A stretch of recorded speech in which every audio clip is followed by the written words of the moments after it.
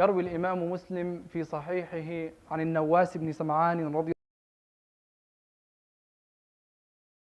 الله عنه قال: البر حسن الخلق والإثم ما حاك في نفسك وكرهت أن يطلع عليه الناس. Tonight's hadith comes to us from the narration of Imam Muslim with an authentic chain of narration where Nawas ibn Sam'an asks the Prophet ﷺ about righteousness and about sin.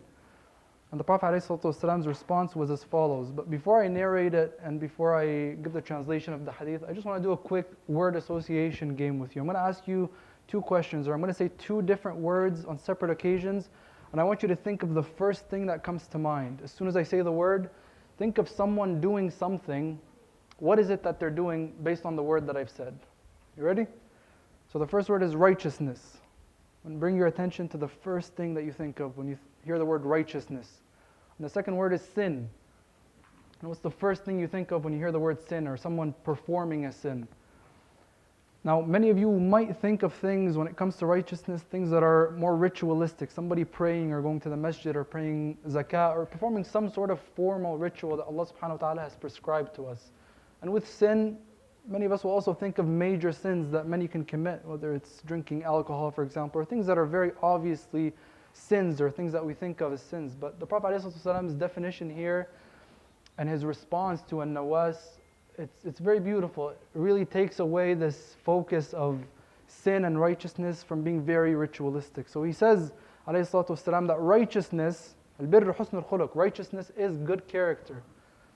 And sin is that which wavers in your soul, or it just makes you feel unsettled or uneasy, and you hate that people see you doing it, or you hate that people see you in that state. And that's how we defined righteousness and opposed it with sin. So righteousness, the two working definitions we have, righteousness is good character, and sin is doing something that makes you feel uneasy on the inside, and you hate that people see you doing it. And subhanAllah, it really takes, again, the focus off of sin and righteousness from being something that's ritualistic, whether you're doing something that's a ritual that Allah subhanahu wa ta'ala has prescribed, that being righteous, and sort of being away from that being sin. And so when we think about what righteousness is in the Quran as well, there's a very famous ayah in Surah Al-Baqarah that really outlines what righteousness truly is. Allah subhanahu wa ta'ala says in Surah Al-Baqarah, لَيْسَ الْبِرَّ أَن تُوَلُّوا وُجُوهَكُمْ قِبَلَ الْمَشْرِقِ وَالْمَغْرِبِ وَلَكِنَّ الْبِرَّ إِلَى آخِرِ الْآيَةِ. He says that righteousness is not in facing the east nor the west, meaning in prayer, meaning prayer here representing the rituals that Allah subhanahu wa ta'ala has commanded us to perform. So he's saying righteousness and being a righteous person is not in prayer, it's not in the rituals. However, righteousness is, and Allah subhanahu wa ta'ala outlines about 10 categories of actions that we can perform that fall under the umbrella of righteousness.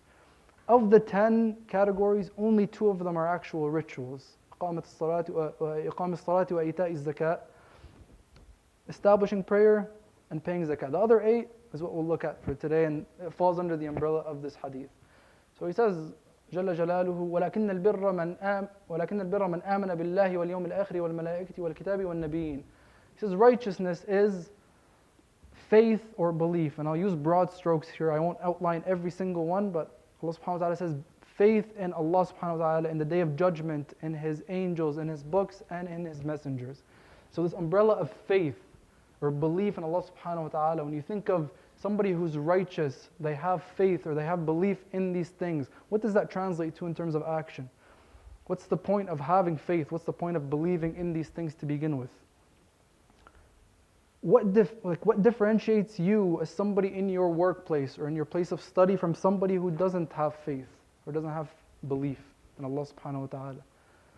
And the bottom line is that your intention behind your actions is very different. One person might be working to accumulate wealth, or they're working to gain some sort of status, whereas you're doing so hopefully with the intention of pleasing Allah subhanahu wa ta'ala, and that's the main difference. You're both doing the exact same job, but your intention is different. And so faith drives intention, and it drives sincerity in that intention, hopefully with time as you bring your awareness and your attention to that intention. And so that's the first category, is faith and belief in Allah subhanahu wa ta'ala as being a sign of somebody who's righteous and who has righteousness, because they have intention behind their actions. So that's number one. The second category is وَآتَ الْمَالَ عَلَى حُبِّهِ, and then it outlines 6 categories of people who you give your wealth to. Despite loving it, you have wealth, and despite loving that wealth, you're still giving it out to 6 categories of people that are outlined that are in need of wealth. And the second category of what Allah subhanahu wa ta'ala defines or outlines as being righteous represents sacrifice, is having something that you love, wealth, and it's a normal human thing to love wealth and to be somewhat attached to it. But having the element of sacrifice within our hearts allows us to nurture and cultivate things like empathy and compassion and understanding of what people are going through. And this is again goes back to good character. What is good character? It's these different things of being empathetic towards others' needs and being compassionate when they're in their time of need and they need help. And that's the second category, sacrifice. وَآتَ الْمَالَ عَلَى حُبِّهِ. Sacrifice when you love the thing that you're giving, but you're still giving it anyways. That defines you and puts you in the category of somebody who's righteous. So far we have belief, which represented intention and intentionality behind our actions as being righteous. The second one was giving that which we love despite loving it. And then the 2 categories after that are the 2 that I mentioned earlier that are ritualistic. وَآتَ الْمَالَ عَلَى حُبِّهِ وَأَقَامَ الصَّلَاةَ وَآتَ الزَّكَاةَ. Those are the next 2. And I won't touch on these because we all know how rituals can make somebody a righteous person. And this is sort of the outward face of what we define as righteous in this society, right? I used to hear this as a kid all the time growing up, like this righteous, pious young man. My image of that phrase is somebody who wears a jalabiya and goes to a masjid. Righteous, pious person. That's my definition of it. And that's the face of that phrase, generally speaking. Would you guys agree with me on that? Righteous or pious is somebody who's very outwardly representing Islam. And so I won't touch on those 2. أَقَامَ الصَّلَاةَ وَآتَ الزَّكَاةَ. Establishing prayer and paying your zakah. The 4th category, or the 3rd category here is وَالْمُوفُونَ بِعَهْدِهِمْ إِذَا عَاهَدُوا. And those who keep their promises when they make one, or they fulfill the covenant that they've made. And this has multiple levels to it. It isn't just promises that you make with other human beings, like when I make a promise that I'll do this or I'll be there. It's not just that. That promise is important, and that's a promise that many of us can understand, and many of us agree to that promise, and fulfilling that promise is being part of somebody who's righteous. But the more important promise that many of us can sometimes forget about or neglect is the promise that we make with Allah subhanahu wa ta'ala. I mean, when we take the shahada, when we say La ilaha illallah, that comes with a long list of things that we have to fulfill.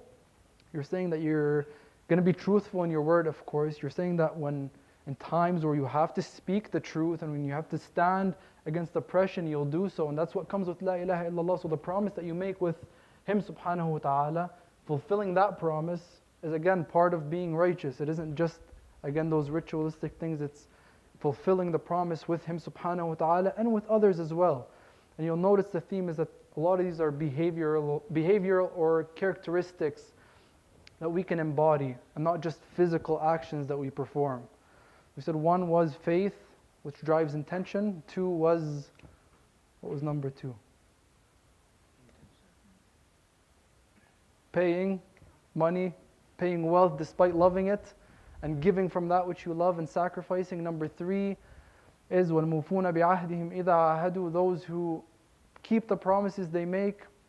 And the 4th and last category of those who Allah subhanahu wa ta'ala describes as being righteous is وَالصَّابِرِينَ فِي الْبَأْسَاءِ وَالضَّرَّاءِ وَحِينَ الْبَأْسِ. And those who are patient in times of hardship, in times of poverty, and in times of war. Again, broad strokes, just those who have patience, those who embody the characteristic of patience. And having patience, again, with people around you, having patience with yourself as well. Cutting yourself some slack sometimes and really holding yourself accountable still. But being patient with those around you is, again, another descriptor that Allah subhanahu wa ta'ala uses when describing those who have righteousness and those who have birr. The Prophet ﷺ says, أَقْرَبُكُم مِّنِّي مَجْلِسًا يَوْمَ الْقِيَامَةِ أَحَسِنُكُمْ أَخْلَاقًا. The closest of you to me, يوم القيامة, to the Prophet ﷺ, are those with the best of character and those who embody righteousness and those who embody these characteristics that Allah subhanahu wa ta'ala has outlined in this verse. And it's a very important verse that describes what true righteousness is and what Islam brings and what Islam defines as righteousness. And I'll end with the fact that birr is exclusively held when describing what? Dealing with parents. Birr al-walidain. Like the highest level of moral character possible is held for the parents, and for good reason, of course. I hope that was of benefit. يروي الإمام مسلم في صحيحه عن النواس بن سمعان رضي الله عنه أن النبي صلى الله عليه وسلم قال: البر حسن الخلق والإثم ما حاك في نفسك وكرهت أن يطلع عليه الناس.